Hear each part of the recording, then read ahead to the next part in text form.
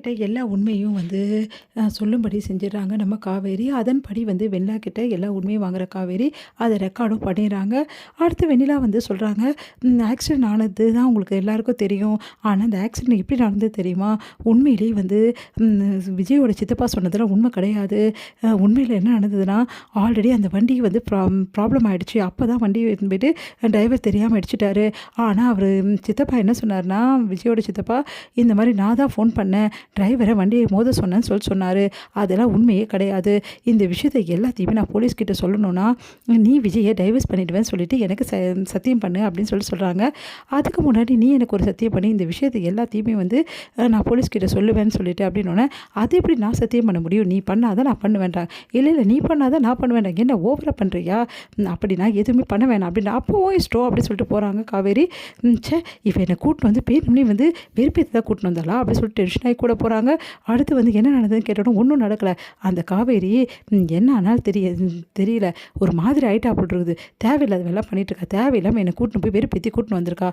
அவள் அப்படி தான் பண்ணுவா. எல்லாரையும் இப்படி பண்ணுறது தான் அவளுக்கு வேலை அப்படின்னு சொல்லிட்டு ராகினி சொல்லிட்டு இருக்காங்க. நீ இப்படி சொல்கிற, அங்கே என்ன நடந்ததோ தெரியலையே அப்படின்னு சொல்லிட்டு யோசிக்கிறாரு பசுபதி. இங்கே காவேரி இந்த ரெக்கார்டை எடுத்துகிட்டு போயிட்டு போலீஸ்கிட்ட கொடுக்குறாங்க. போலீஸ் போட்டு பார்க்குறாங்க. பார்த்து அதிர்ச்சி அடைகிறாங்க. எல்லாத்துக்கும் காரணம் இந்த அன்பரசு தான் வேணும்னே பழியை போட்டிருக்காரு அப்படின்னு சொல்லிட்டு முடிவு பண்ணுறாங்க போலீஸ். அடுத்து விஜய் கிட்ட போலீஸ் சொல்கிறாங்க, ஒன்றும் உங்கள் மேலே எந்த தப்பும் இல்லைன்னு நிரூபணம் ஆயிடுச்சு. இதுக்கப்புறம் நீங்கள் போகலாம், எந்த பிரச்சனையும் இல்லை, ஃபார்மாலிட்டிஸ் மட்டும் முடிச்சுட்டு போங்க அப்படின்னு சொல்கிறாங்க. அன்பரசை வார்ன் பண்ணுறாங்க. அப்போ கரெக்டாக அங்கே வராங்க நம்ம ராதா சொல்கிறாங்க, நடந்த விஷயத்தில் இல்லைம்மா, எங்களுக்கும் எல்லா விஷயமும் தெரிஞ்சு போச்சு. இந்த அன்பரசை நாங்கள் சும்மாவே விட மாட்டோன்றாங்க சார், தயவுசெய்து அவர் விட்டுருங்க சார்னு சொல்லிட்டு ராதா கெஞ்சி கேட்கறதால விட்டுறாங்க. அடுத்து ராதா வந்தோன்னே எல்லாருமே சந்தோஷப்படுறாங்க. தேங்க்ஸ் அத்தை, நீங்கள் வருவீங்கன்னு எனக்கு நல்லா தெரியும் அப்படி சொல்லிட்டு காவேரி சொல்கிறாங்க. நான் எப்படிமா வராமல் இருப்பேன், அவன் ஏன் புள்ளம்மா அப்படின்னு சொல்லிட்டு ராதாவும் சொல்லிட்டு இருக்காங்க. இங்கே ராதா தாத்தா எல்லாருமே வெயிட் பண்ணிட்டு இருக்காங்க நம்ம விஜய்க்காக. விஜய் ஃபார்மாலிட்டிஸ் முடிச்சுட்டு வராரு. காவேரி ஓடி போய் கட்டி பிடிச்சிக்கிறாங்க விஜய்ன்னு சொல்லிட்டு. காவேரி அப்படியே ஹக் பண்ணிவிட்டு, காவேரி உனக்கு ஒன்றும் இல்லைல்ல, உங்களுக்கு ஒன்றும் இல்லைல்ல அப்படின்னு சொல்லிட்டு ரெண்டு பேரும் கேட்டுக்கிறாங்க. இவங்க ரெண்டு பேரும் எப்படிப்பா இந்த அளவு இருக்கும்போது ஏன்ப்பா பிரிஞ்சிருக்கணும் அப்படின்னு சொல்லிட்டு ராதா தாத்தா கிட்ட கேட்குறாங்க. எல்லாம் தலை எழுத்துமா அப்படின்றாரு தாத்தா. அடுத்து இங்கே என்ன பண்ணுறாரு, விஜய் வெளியே வராரு. வெளியே வந்தோடனே விஜய் செம்ம டென்ஷனாக வராரு. பார்க்குறாரு பசுபதியை பார்த்துட்டு அப்படியே டென்ஷனாகி பார்க்குறாரு.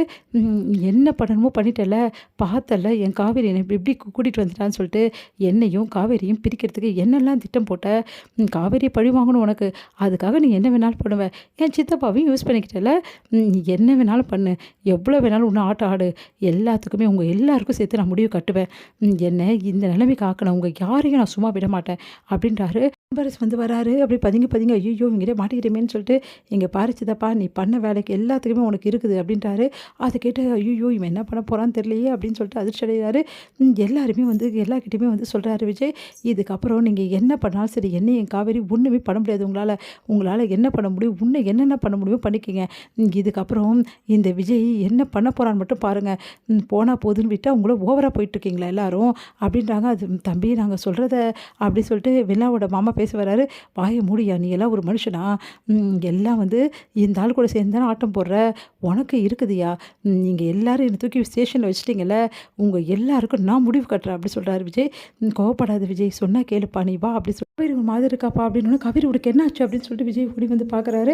எனக்கு ஒன்றும் இல்லைங்க, கொஞ்சம் டயர்டாக இருக்குது, அவ்வளோதான், முதல்ல கிளம்பலாம் அப்படின்னு சொல்லிட்டு விஜய் காவேரி தாத்தா 3 பேருமே வண்டியில் போகிறாங்க.